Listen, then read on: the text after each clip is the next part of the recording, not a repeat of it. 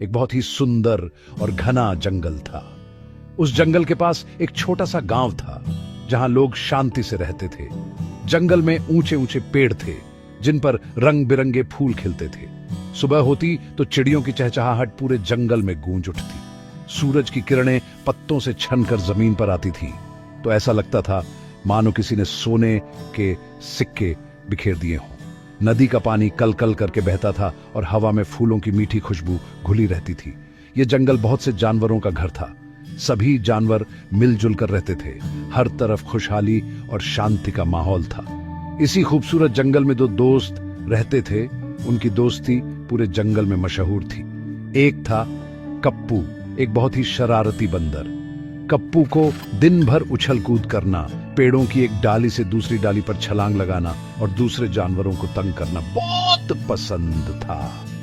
वो कभी किसी गिलहरी के मुंह से अखरोट छीन लेता तो कभी किसी खरगोश के पीछे दौड़ लगाता। उसकी शरारतें कभी खत्म नहीं होती थीं। वह हर पल को बस मस्ती और खेल में बिताना चाहता था। उसे भविष्य की कोई चिंता नहीं थी। वह बस आज में जीता था और खूब मजे करता था। कप्पू का सबसे अच्छा दोस्त था संधान, एक शांत और समझदार लंगूर। संधान का स्वभाव कप्पू से बिल्कुल अलग था। वह बहुत शांत रहता था और कोई भी काम करने से पहले अच्छी तरह सोचता था। उसे ऊंची डाली पर बैठकर जंगल की सुंदरता देखना और भविष्य के बारे में योजना बनाना अच्छा लगता था। वह जानता था कि जीवन में केवल मस्ती ही काफी नहीं है, हमें आने वाले समय के लिए भी तैयार रहना चाहिए। संधान हमेशा कप्पू को समझाता था, लेकिन कप्पू उसकी बातों को एक कान से सुनकर दूसरे से निकाल देता था। इसके बावजूद दोनों की दोस्ती बहुत गहरी थी। वे अपना सारा समय एक साथ बिताते थे, साथ में मीठे फल खाते, नदी किनारे पानी पीते और जंगल में घूमते थे। कप्पू अपनी शरारतों से संधान को हंसाता था तो संधान अपनी समझदारी से कप्पू को सही रास्ता दिखाता था। उनकी दोस्ती एक मिसाल थी कि कैसे दो अलग अलग स्वभाव के लोग भी सच्चे दोस्त हो सकते हैं। जंगल के सभी जानवर उनकी दोस्ती की बातें करते थे और सोचते थे कि यह जोड़ी कितनी अनोखी है। एक आग तो दूसरा पानी जैसा, फिर भी हमेशा साथ।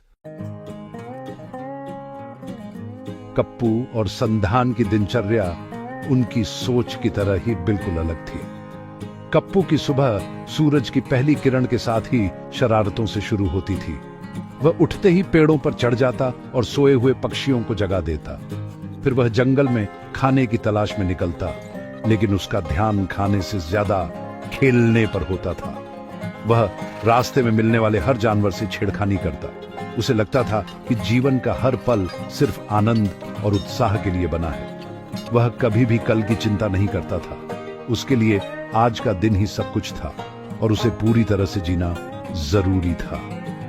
वहीं दूसरी ओर संधान का दिन शांति और योजना के साथ शुरू होता था। वह सुबह जल्दी उठता और कुछ देर ध्यान लगाता। फिर वह बहुत सोच समझकर अपने दिन की योजना बनाता। वह जानता था कि जंगल में कब कौन से फल पकेंगे और उन्हें कहां से इकट्ठा करना है। वह हमेशा भविष्य के लिए कुछ भोजन बचाकर रखता था। उसे लगता था कि जीवन में अनुशासन और तैयारी बहुत जरूरी है। वह कप्पू को अक्सर कहता, दोस्त, खेलकूद तो ठीक है, पर हमें आने वाले मुश्किल समय के लिए भी सोचना चाहिए। कप्पू हमेशा संधान की बातों पर हंस देता था। वह कहता, अरे मेरे प्यारे दोस्त, तुम इतनी चिंता क्यों करते हो? जब मुश्किल आएगी तब देखा जाएगा, अभी तो मस्ती करने का समय है। संधान उसकी बात सुनकर बस मुस्कुरा देता, क्योंकि वह जानता था कि कप्पू को समझाना आसान नहीं है। वह अपने दोस्त से बहस नहीं करना चाहता था, इसलिए वह चुपचाप अपना काम करता रहता। वह उम्मीद करता था कि एक दिन कप्पू खुद ही समय की कीमत को समझेगा और थोड़ा जिम्मेदार बनेगा। उनकी अलग अलग आदतें कभी कभी छोटे मोटे झगड़ों का कारण भी बन जाती थी। एक बार संधान ने सर्दियों के लिए कुछ मीठे जामुन इकट्ठा किए, लेकिन कप्पू ने खेल खेल में सारे जामुन बिखेर दिए। संधान को बहुत गुस्सा आया, पर कप्पू ने हंसकर कहा, चिंता मत करो दोस्त, हम और ले आएंगे।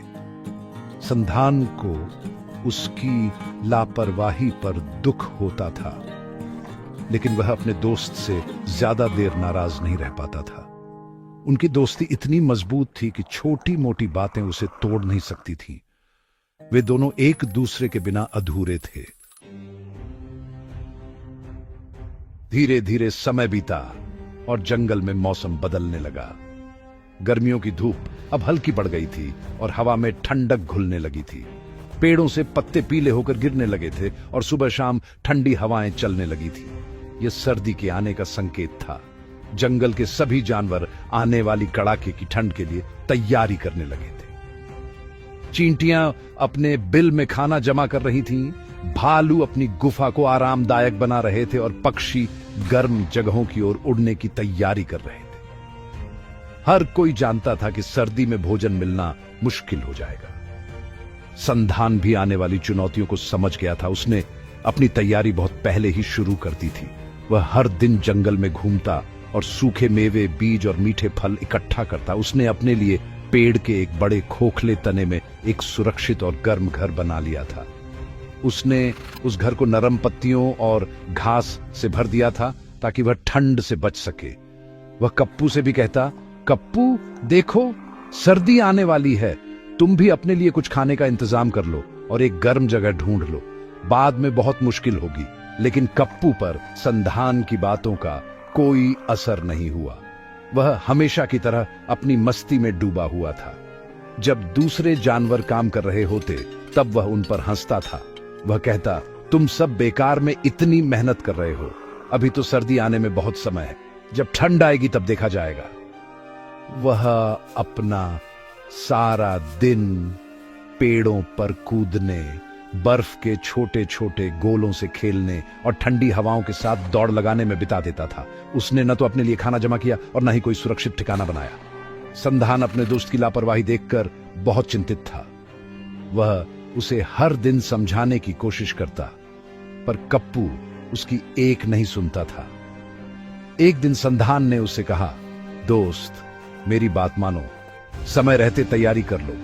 जब बर्फ गिरेगी तो तुम्हें खाने के लिए कुछ भी नहीं मिलेगा और ठंड से तुम्हारा बुरा हाल हो जाएगा।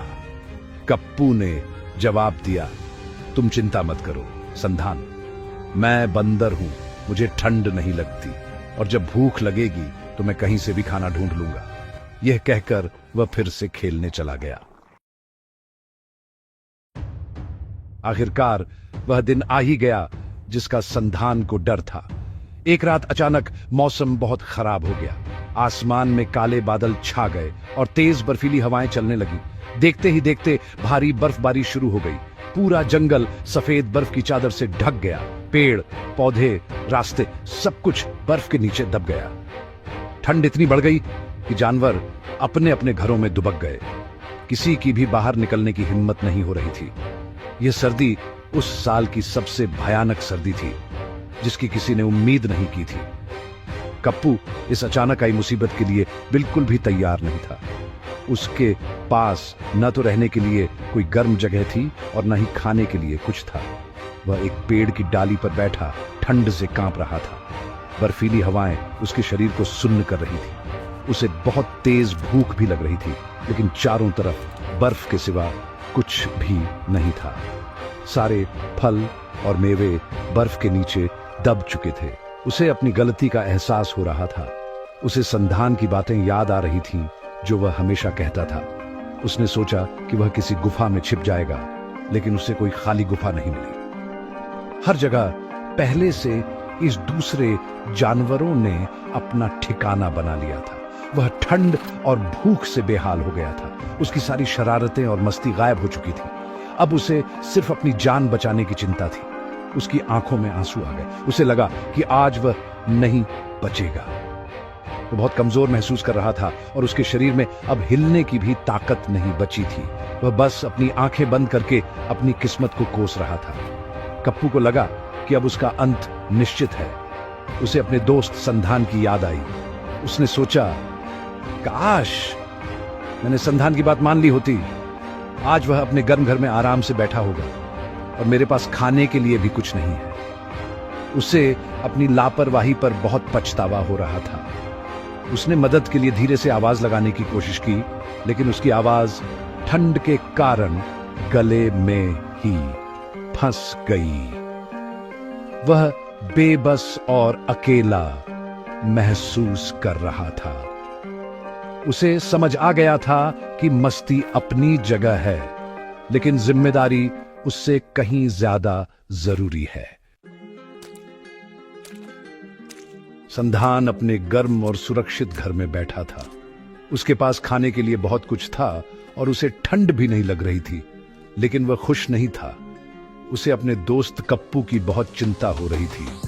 वह जानता था कि कप्पू ने कोई तैयारी नहीं की है और इस भयानक तूफान में वह जरूर मुसीबत में होगा। वो खिड़की से बाहर देख रहा था और सोच रहा था, पता नहीं मेरा दोस्त कहां होगा, किस हाल में होगा। उसका मन बहुत बेचैन था।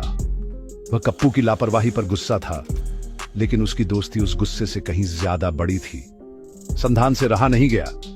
उसने फैसला किया कि वह कप्पू को ढूंढने जाएगा। यह बहुत खतरनाक था, क्योंकि बाहर तेज बर्फीली हवाएं चल रही थीं और कुछ भी दिखाई नहीं दे रहा था। लेकिन सच्ची दोस्ती किसी भी खतरे से नहीं डरती। उसने कुछ सूखे मेवे और एक गर्म चादर ली और अपने घर से बाहर निकल गया। वह कप्पू का नाम पुकारते हुए जंगल में आगे बढ़ने लगा। हर कदम पर उसे मुश्किल हो रही थी, लेकिन उसके मन में बस अपने दोस्त को बचाने का ख्याल था। वह जानता था कि अगर उसे थोड़ी भी देर हो गई तो बहुत बुरा हो सकता है। बहुत देर तक खोजने के बाद संधान को एक पेड़ के नीचे कप्पू दिखाई दिया। वह बर्फ में लगभग दब चुका था और ठंड से बुरी तरह कांप रहा था। उसकी आंखें बंद थीं और वह बेहोश लग रहा था। संधान दौड़कर उसके पास पहुंचा। उसने जल्दी से कप्पू के ऊपर से बर्फ हटाई और उसे अपनी गर्म चादर में लपेट दिया। उसने कप्पू को जगाने की कोशिश की और उसके मुंह में कुछ मेवे डाले। थोड़ी देर बाद कप्पू ने धीरे धीरे अपनी आंखें खोली। उसने अपने सामने संधान को देखा तो उसकी आंखों में आंसू आ गए। कप्पू बहुत कमजोर था। वह कुछ बोल नहीं पा रहा था। संधान ने उसे अपनी पीठ पर लादा और अपने घर की ओर चल पड़ा। रास्ता बहुत मुश्किल था, लेकिन संधान ने हिम्मत नहीं हारी। वह अपने दोस्त को सुरक्षित घर ले आया। उसने कप्पू को आग के पास लिटाया और उसे गर्म सूप पिलाया। धीरे धीरे कप्पू के शरीर में गर्माहट आने लगी और उसकी हालत सुधरने लगी। उसने अपने दोस्त की तरफ देखा और महसूस किया कि सच्चा दोस्त वही होता है जो सबसे मुश्किल समय में आपका साथ दे। उसने आज दोस्ती का असली मतलब सीखा था। जब कप्पू पूरी तरह से ठीक हो गया तो उसे अपनी गलती पर बहुत शर्मिंदगी महसूस हुई। उसने संधान से माफी मांगी और कहा, दोस्त, तुम सही थे। मैं हमेशा तुम्हारी बातों को नजरअंदाज करता रहा और अपनी मस्ती में डूबा रहा। आज अगर तुम न होते तो मैं जिंदा नहीं बचता। तुमने मुझे सिर्फ ठंड से नहीं बल्कि मेरी अपनी लापरवाही से भी बचाया है। मैं वादा करता हूं कि आज के बाद मैं तुम्हारी हर बात सुनूंगा और एक जिम्मेदार बंदर बनूंगा। उसकी आंखों में सच्चा पछतावा था। संधान ने उसे गले लगा लिया और कहा, दोस्त, माफी मत मांगो। बस यह याद रखना कि जीवन में मस्ती के साथ साथ जिम्मेदारी भी जरूरी है। इस घटना ने कप्पू को पूरी तरह से बदल दिया। अब वह पहले जैसा लापरवाह नहीं रहा। वह संधान के साथ मिलकर काम करता, भविष्य के लिए योजना बनाता और समय का सही उपयोग करता। उसने सीखा कि खेल कूद अपनी जगह है, लेकिन आने वाले कल की तैयारी करना भी उतना ही जरूरी है। वह अब भी शरारती था, लेकिन उसकी शरारतों में अब समझदारी झलकती थी। वह दूसरे छोटे जानवरों को तंग करने के बजाय उनकी मदद करता था। उसका यह बदलाव देखकर जंगल के सभी जानवर बहुत खुश और हैरान थे।